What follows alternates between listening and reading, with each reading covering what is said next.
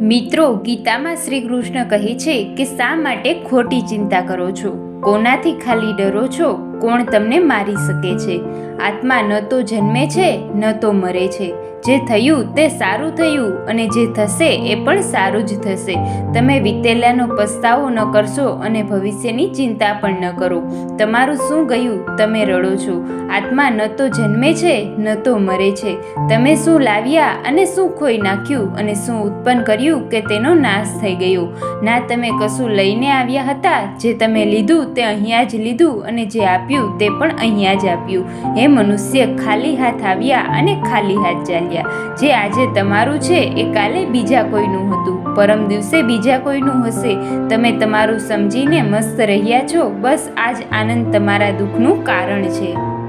પરિવર્તન તો સંસારનો નિયમ છે. જેને તમે મૃત્યુ સમજો છો એ જ જીવન છે. એક ક્ષણમાં કરોડોના માલિક બની જાઓ છો અને બીજા જ ક્ષણે તમે ગરીબ બની જાઓ છો. મારું તારું, નાનું મોટું, આપણું બીજાનું મનથી ભૂલી જાઓ. વિચાર કાઢી નાખો, પછી બધું જ તમારું છે.